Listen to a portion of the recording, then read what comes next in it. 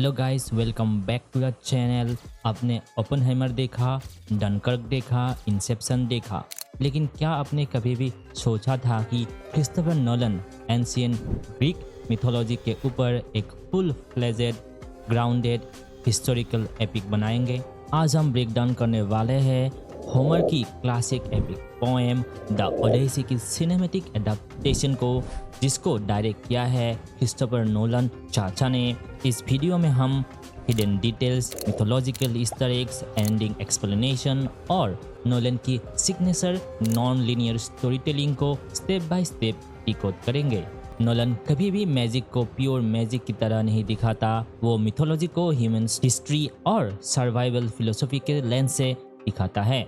इस फिल्म में भी उन्होंने होमर की 3000 साल पुराने टेक्स्ट को practical engineering, bronze age collapse और रॉ ह्यूमन इमोशन में रैप अप करके पेश किया है। आज के इस वीडियो में हम डिस्कस करेंगे ट्रोजन हॉर्स सीक्वेंस के पीछे का असली साइकोलॉजिकल हॉरर, साइक्लॉप्स और उसका realistic VFX breakdown, Zendaya S Athena, क्या वो एक गॉड है या सिर्फ ओडिसियस का हेलुसिनेशन, और फिनाले में पेनेलोपे के स्वीटर्स के साथ climax war scene. So grab your popcorn, hit that subscribe button और चलिए शुरू करते हैं। सबसे पहले बात करते हैं हिस्टोरिकल सेटिंग्स की। नोलन की ये फिल्म को 12th सेंचुरी बीसी यानी लेट ब्रॉन्ज एज कोलैप्स के टाइम पे सेट किया है। होमर की ओरिजिनल स्टोरीज में ग्रीक गॉड्स डायरेक्ट आसमान से आते हैं और मॉन्स्टर्स मैजिकल एपियर होते हैं, लेकिन क्या नोलन ने ऐसा किया है? उन्होंने इस पूरे सेटअप को हिस्टोरिकली ग्राउंडेड बनाया है। इस एरा में मेडिटेरियन रीजन में एक मिस्टीरियस ग्रुप था जिसे हिस्ट्री में सी पीपल कहा गया था। उनके इन्वेजन की वजह से पूरी ब्रॉन्ज एज सिविलाइजेशन कोलैप्स हो गई थी। फिल्म में ओडिसियस और उनके सोल्जर्स जब सी जर्नी पर निकलते हैं तो उन्हें सिर्फ मिथिकल मॉन्स्टर का डर ही नहीं होता, उन्हें इस रियलिस्टिक सिविलाइजेशनल कोलैप्स और पायरेट्स का भी डर होता है। प्लस फिल्म में ट्रेडिशनल ग्रीक बर्ड्स जो गाने गाकर स्टोरी सुनाते हैं, उनको भी ट्रिब्यूट दिया गया है। इनफैक्ट फिल्म के ओपनिंग एक्ट में ही एक छोटा सा कैमियो डाला गया है ट्रेविस स्कॉट का, जहां traditional oral story telling tradition को शो किया गया है। अब सभी ने ट्रोजन हॉर्स की स्टोरी तो सुनी ही होगी। ग्रीक्स ने एक बड़ा सा वुडन हॉर्स बनाया। ट्रॉय के लोगों को लगा ये एक गिफ्ट है, वो उसे अंदर लेके गए अपने सिटी में और रात को ग्रीक सोल्जर्स वहां से बाहर निकले और ट्रॉय पर पूरा कब्जा कर लिया। लेकिन नोलन ने इस सीन को कैसे शूट किया है? उन्होंने इस सीन को किसी एक हीरोइक अचीवमेंट की तरह नहीं दिखाया, बल्कि एक क्लॉस्ट्रोफोबिक हॉरर सीन की तरह उसको ट्रीट किया है। इमेजिन करिए 20-30 सोल्जर्स एक पैक्ड वुडन स्ट्रक्चर के अंदर घंटों तक बंद है। गर्मी, स्वेट, डार्कनेस और बाहर ट्रोजन सोल्जर्स की आवाज़ें गूंज रही है।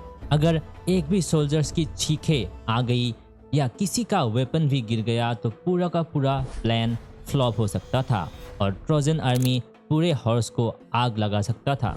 जब ओडेसियस सी पर 10 साल तक भटक रहा था, तब उसके घर इथिका में क्या हो रहा था? Penelope, which is played by Anne Hathaway, अपने महल में अकेली है। सबको लगता है ओडेसियस मर चुका है और 100 से ज़्यादा स्वीटर्स उनके महल में आकर बैठ जाता है। उनका गोल है पेनेलोपे के साथ शादी करना और इथिका का थ्रोन हासिल करना। यहाँ नोलन एक बहुत ही इम्पोर्टेंट एंशिएंट ग्रीक कॉन्सेप्ट को इंट्रोड्यूस करता है, जिसको जेनिया बोलते हैं। जेनिया का मतलब होता है सेक्रेट हॉस्पिटैलिटी। एंशिएंट ग्रीस में अगर कोई मेहमान आपके घर आए तो आप उसे मना नहीं कर सकते, चाहे वो दुश्मन हो या दोस्त हो, क्योंकि ये माना जाता है कि गॉड्स मेहमान के रूप में आ सकते हैं। स्वीटर्स इसका एक गलत फ़ायदा उठाते हैं। वो इथिका शहर के सारे खाना, वाइन और वेल्थ एग्जॉस्ट कर रहे हैं। पेनेलोपे उन्हें डिले करने के लिए एक क्लेवर ट्रिक का यूज़ करते हैं। वो कहती है कि जब तक वो ओडेसियस के पिता के लिए श्राउड या कफन नहीं बनाते, तब तक वो शादी नहीं करेगी। और हर रात वो चुपके से दिन भर की वुवेन टेपेस्ट्री को अनरेवल कर देती है। नोलन ने इथिका के कास्टल का एक रियल मैसिव फिजिकल सेट बनाया है ताकि ओवरऑल टेंशन रियल लगे। अब आते हैं फिल्म के सबसे डिबेटेड कैरेक्टर एथिना पे, जिसको प्ले किया है जेंडाया ने। होमर की एपिक में एथिना विजडम और वॉरफेयर की गॉडेस है जो ओडेसियस को गाइड करता है, लेकिन क्रिस्टोफर नोलन की फिल्म में एथिना कौन है? क्या वो सच में एक गॉडेस है या फिर ओडेसियस और उसके सन टेलेमासिस के मेंटल प्रोजेक्शन या हेलुसिनेशन है? नोलन फिल्म में दोनों पॉसिबिलिटीज को ओपन रखते हैं। Now let's talk about the monsters. Christopher Nolan और सीजीआई का रिश्ता सबको पता है। वो हमेशा सीजीआई को अवॉइड करके प्रैक्टिकल इफेक्ट्स चूज करते हैं। तो उन्होंने पॉलीफेमस द साइक्लोप्स को कैसे शूट किया है? उन्होंने द साइक्लोप्स सीन को full scale practical animatronics limbs, force perspective और स्केल मॉडल्स के साथ कंबाइन करके यूज किया है। साइक्लोप्स का केव काफी डार्क और ग्रिटी है, जो एक एक्चुअल केव है जो एक रियलिस्टिक लोकेशन पे शूट किया गया है। इसके बाद आती है सर्सी द विच वाला मोमेंट। उनका आइलैंड एक बहुत ही ड्रीम सीक्वेंस जैसा लगता है। यहाँ नोलन ने एंशियंट कलर थ्योरी और विन डार्क सी विजुअल्स का यूज किया है। अब आते हैं क्लाइमेक्स पर। ओडेसियस एक ओल्ड बेगर के डिस्गाइज में अपने घर वापस आते हैं।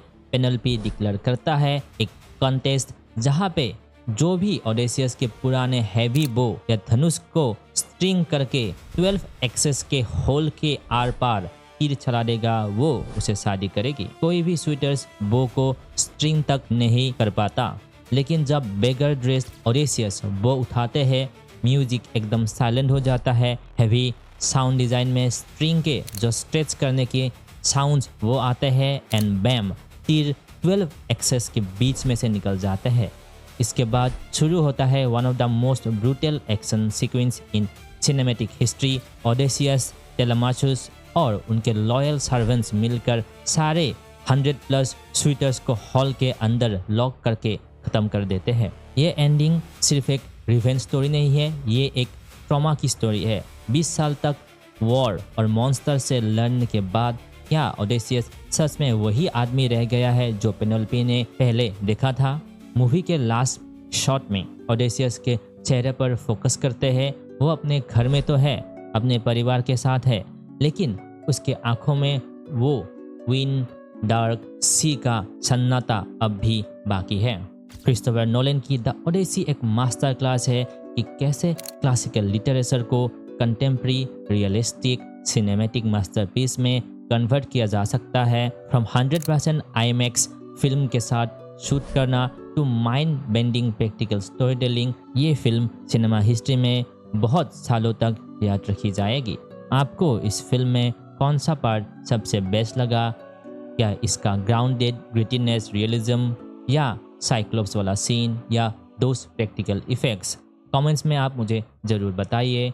अगर आपको ये डिटेल ब्रेकडाउन पसंद आया तो वीडियो को लाइक करें, दोस्तों के साथ शेयर करें और चैनल को सब्सक्राइब करना मत भूलना ताकि आप ऐसे ही सिनेमैटिक एनालिसिस मिस ना करें। मैं मिलूँगा आपके साथ अगले वीडियो में, तब तक के लिए keep watching, keep analysing. This is alchemy user signing off.